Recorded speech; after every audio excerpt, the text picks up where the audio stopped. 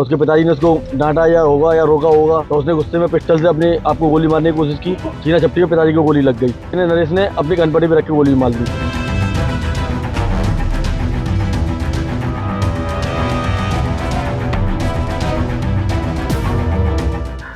UP के मथुरा में बीड़ी कारोबारी के बेटे ने अपने पिता की गोली मारकर हत्या कर दी। दरअसल ये वारदात वृंदावन इलाके के गौरा नगर कॉलोनी की है। यहाँ के रहने वाले सुरेश चंद्र अग्रवाल बीड़ी के बड़े कारोबारी थे।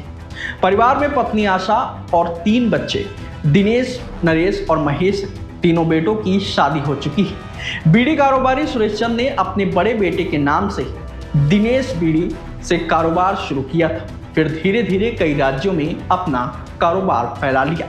अब दिनेश बीड़ी 555 ब्रांड उनका सबसे फेमस ब्रांड है। सुरेश चंद्र अग्रवाल ने अपने बेटों के साथ मिलकर बीड़ी कारोबार को यूपी के अलावा कई राज्यों में फैलाया। उन्होंने मथुरा वृंदावन ही नहीं बल्कि पश्चिम बंगाल में भी प्रॉपर्टी में बड़े निवेश किए थे। मथुरा वृंदावन के अलावा पश्चिम बंगाल में उनकी कई बेशकीमती जमीनें हैं जिनकी कीमत अरबों में बताई जाती है। बता दें कि बड़ा बेटा दिनेश अपनी पत्नी रश्मि और बच्चों के साथ कोलकाता की बीड़ी फैक्ट्री संभालता है। वहीं उनका मझला बेटा नरेश और सबसे छोटा बेटा महेश वृंदावन में ही रहकर कारोबार को संभालते हैं। नरेश पत्नी अंशु के साथ रहता था। बेटी श्रेया मुरादाबाद में मेडिकल की पढ़ाई करती है तो बेटा सौरभ बेंगलुरु में बीटेक कर रहा है, जबकि छोटे बेटे महेश अग्रवाल अपनी पत्नी आशु के साथ रहते हैं। उनकी बेटी रिया और बेटा कृष्णा बाहर रहकर पढ़ाई कर रहे हैं।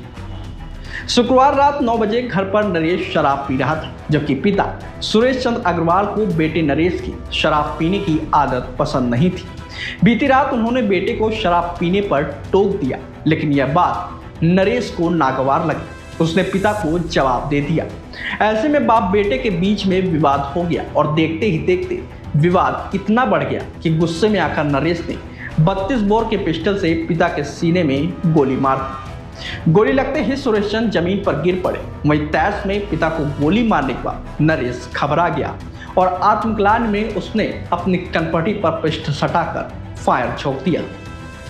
वहीं गोली की आवाज सुनकर परिवार के लोग दौड़कर मौके पर पहुंचे तो देखा बाप बेटे जमीन पर पड़े थे। परिजन दोनों को आनंद फानंद में वृंदावन के रामकृष्ण मिशन अस्पताल लेकर पहुंचे, जहां डॉक्टर्स ने दोनों को मृत घोषित कर दिया।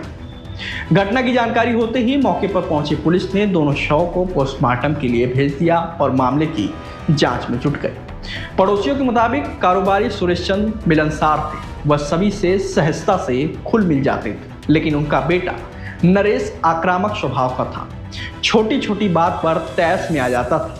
उसमें शराब पीने की लत थी। हालांकि इन सब के बावजूद नरेश सामाजिक कार्यों में हमेशा सक्रिय रहता था। दिनेश बीड़ी के ओनर है सुरेश चंद्र अग्रवाल जी। इनका निवास गौरा कॉलोनी में है।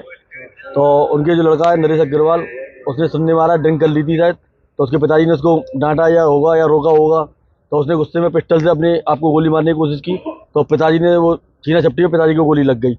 उसके बाद में उस लड़के ने, नरेश ने, अपनी कनपटी पे रख के गोली मार दी। बहुत ही दुखद घटना है, बता नहीं सकते सब। दोनों रामकृष्ण मिशन के लिए लेके आए थे। 7:30 बजे करीब घटना है ये। रामकृष्ण मिशन हॉस्पिटल लेके आए तो जहाँ मालूम पड़ा डॉक्टर के द्वारा उनको मृत घोषित कर दिया गया। क्या नाम है? पुराना मामला चल रहा? नहीं, ऐसा कोई मामला नहीं। संपन्न परिवार है, बहुत ही बढ़िया परिवार है। वो केवल ड्रिंक वगैरह के चक्कर में, वो पिताजी ने उसको डांटा वगैरह होगा तो उस चक्कर में उसको गुस्सा आई होगी तो उसने अपनी गोली मारने की कोशिश करी होगी। वो लाइसेंस है? हाँ, लाइसेंस पिस्टल है। वो नरेश के ही नाम है। क्या नाम है उनका? जो पिताजी खत्म हुए उनके सुरेश चंद्र अग्रवाल है और बेटे का नाम नरेश चंद्र अग्रवाल है। किसी बात को लेकर बात विवाद था? नहीं, कोई कैसा ही संपन्न परिवार है। आज तक कोई सुनने में नहीं आई, कोई कैसा भी झगड़ा नहीं, कुछ भी नहीं। कितने बजे घटना हुई? ये करीब 7 से 7:30 बजे के बीच की घटना वृंदावन में हुई है, जिसमें कि एक प्रतिष्ठित परिवार है जिसके सुरेश जी हैं जिनको गोली लगी है और इनके पुत्र नरेश। ये प्रथम दृष्टया जांच में प्रकाश में आया। परिवार वालों ने भी इसे अवगत कराया है कि नरेश ने अपने पिस्टल से अपने फादर पर, जिनका नाम सुरेश है, उन पर घातक हमला किया। उसके बाद खुद भी लिया। अभी दोनों की डेड बॉडी यहाँ पर मिशन अस्पताल में रखी हुई है, जहाँ डॉक्टरों ने उनको मृत घोषित किया। पंचायत नामक कार्रवाई चल रही है, विधिक कार्रवाई प्रचलित है। घटना का मामला अभी तक सामने आया? किस घटना को लेकर? ये पारिवारिक विवाद का प्रथम दशा प्रकाश में आया है। अभी आगे इसमें जांच कराई जाएगी।